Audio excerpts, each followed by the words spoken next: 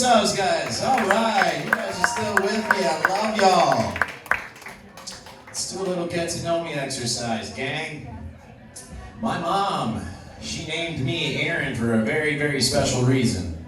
And she would tell me all the time growing up. The first two letters of my name are AA, a reminder to her of where she should have been the night I was conceived. All right, now we're getting into the funny stuff, okay? It's the holiday season. You guys excited for the holiday season? Yeah? All right, cool. You guys, anybody doing any fun shit for the holidays, like office Christmas party? Yeah? Are those canceled now because of COVID, I guess? Yeah? You guys aren't down with that shit? I think I would be, man. I miss office Christmas parties. I miss Christmas parties in general. My buddies and I, every year, we throw a big bash, you know, for the holiday season. And, you know, it's great to catch up with everybody. I'm excited this year, you know. Maybe I'll get a little lucky, you know, and kiss somebody under the camel toe or whatever, you know. What's your guys' favorite Christmas tradition? That is the dumbest thing you're gonna hear all night. Guarantee. You guys aren't down with office Christmas parties. Anybody got a shitty job? Make some noise if you guys got a shitty, soul-crushing job. Catching a comedy show on a Friday night. I think a lot of us are seeking some joy here. Yeah. My least favorite thing about working is office culture. I'm not about office culture as much as I want to do an office Christmas party. I don't like the office culture. It freaks me out. Like, it makes me uncomfortable, you know? I don't like doing team building exercises with my coworkers, you know? Like, this guy's smiling, he's just like, oh, fuck that. I just want to punch in, punch out. Forget you motherfuckers' names and everything. Yeah, I'm not about that, dude, you know? It's like, you gotta, like, somebody tosses you a red rubber ball and you gotta tell them a secret about yourself. It's like, you work at Target. Like, who the fuck cares? Like, it doesn't matter. But it got me thinking, do you guys think terrorists do the same thing? I hope so! Yeah, like, I gotta think they do, man. I gotta think they gotta be on the same page every now and again, you know? You gotta do some team building exercises, or as I like to call them, ISIS breakers. I think they play a little game of two truths and a lie, is what I'm saying. It's good to know that a joke like that can fly here. Okay.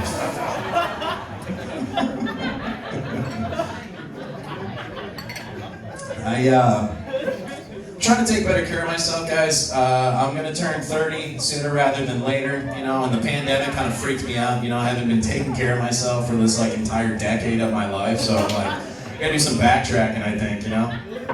One of my friends here in Milwaukee is a certified yoga instructor, and they invited me to one of their walk-in classes, and I was like, yeah, you know, I'll jump on the bandwagon, get more in tune, body and mind, sort of thing, right? No, that's not what happened at all, but on the bright side, I did finally find out what my yoga mat is for.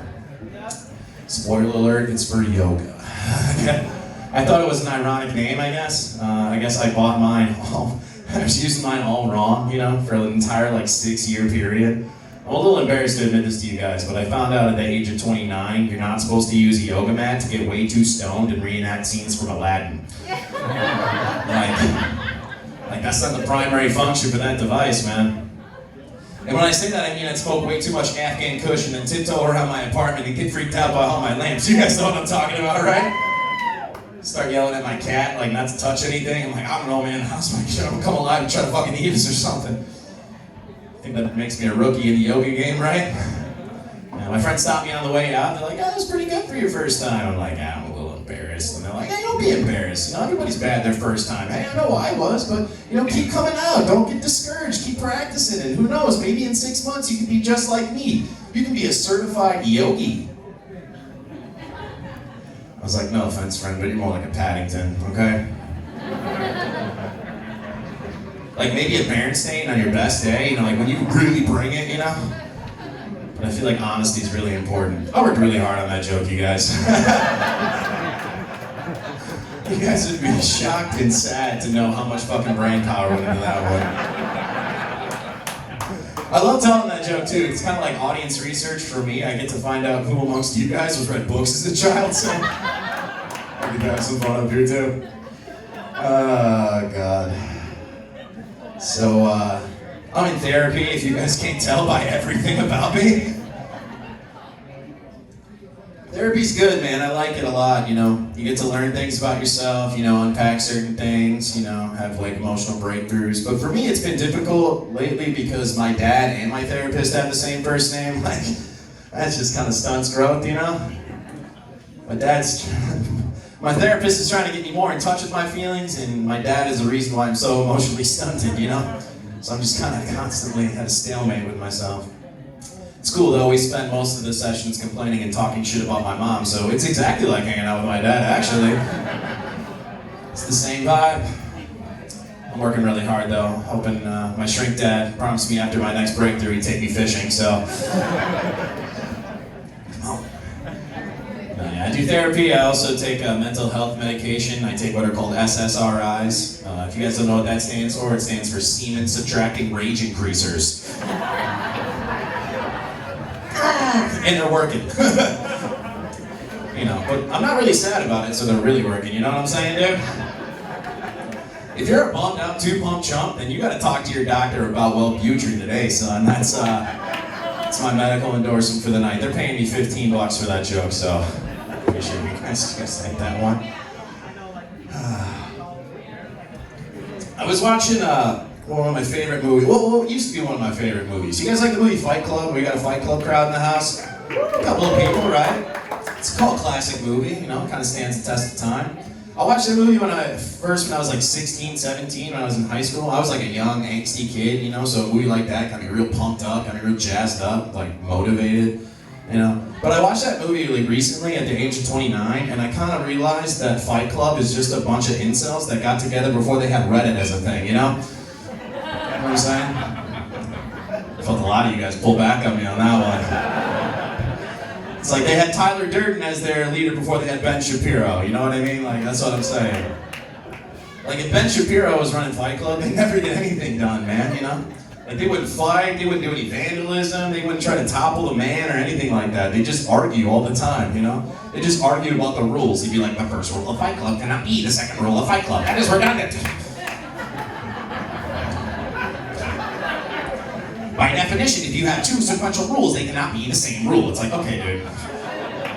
Ben Shapiro just kind of strikes me as the fucking dork who would take the meeting minutes at Fight Club, you know what I mean? Correction, that's the stupidest thing you guys are gonna hear all night. No, I was talking about the, you know, therapy. I had a conversation with my real dad that was kind of surreal the other day. My dad called me to tell me that my grandpa had passed away. And this whole conversation was super surreal because like I was getting ready for work at the time, you know? I was like starting my morning routine, like I was about to start my morning commute. So I started driving to work, you know, and I got no time to process any of this information really, you know? So I just kind of instinctively turned on the radio, and the first song I ended up hearing was Cats in the Cradle. A couple of you guys get why that's fucked up, right? The first song I hear after speaking with my father about the death of his father is Cats in the Cradle, like, fuck. You know, I thought the radio was out to get me that day, but it got me thinking, it's like, that probably happens more often than you think. You know, the radio plays the song that's completely applicable to your situation, you know? Like, I gotta imagine there's a lot of, like, Little League teams and, like, Youth League basketball teams that win first place, and they go get froyo or a pizza party to celebrate, and they get in the car and they hear Queens, we are the champions, you know? And they have that big triumphant moment, like, I also got me thinking, there's probably a dark side of that coin as well. I mean, how many people you think have heard Papa Don't Preach by Madonna on the way to Planned Parenthood, you know what I mean? Shit. That joke is sponsored by Delta 8. That's another one of my sponsors. Alright, you guys get down on the THC for toddlers? Fuck yeah, dude. I do shows in Illinois and all around Wisconsin and nobody knows what I'm talking about. It's like, we gotta smoke that ditch shit, man, because we are trash. We know it, too. For anybody that doesn't know what I'm talking about, Delta 8 is THC that's extracted directly from hemp, right? You know, so it's like less potent than weed, won't get you as high, but it sounds way more extreme, you know, like Delta 8. Kind of sounds like a SEAL team kill squad. Yes, man. Kind of sounds like a group of guys that get hired to kill a terrorist from that joke a couple of minutes ago, you know? Like Delta 8 doesn't sound like something me to smoke and get good vibes from. It kind of sounds like a group of sorority sisters that went missing in a tragic paddle tavern accident. Like, it's like Dateline, Sisterhood of the Tragedy Pants. It's the story of the Delta 8. like Lester Holt gets on the screen. He's like, this is the story of Allie, Abby, Maddie, Gabby, Macy, Tracy, Stacy, and Gertrude. Find out how these girls put the rush in Rush Week. And then cuts the footage of him interviewing the 9th Delta, you know, the girl that didn't get invited on the paddle ride that day, that lovely lady. He's asking her, he's like, if you could tell your sisters anything, what would it be? If you're out there, I love you, bitches. And that's Delta 8. I'm Aaron Clark, guys. Give it up for Cody Hackney. Yourselves. Have a great fucking night. The very sweet boy.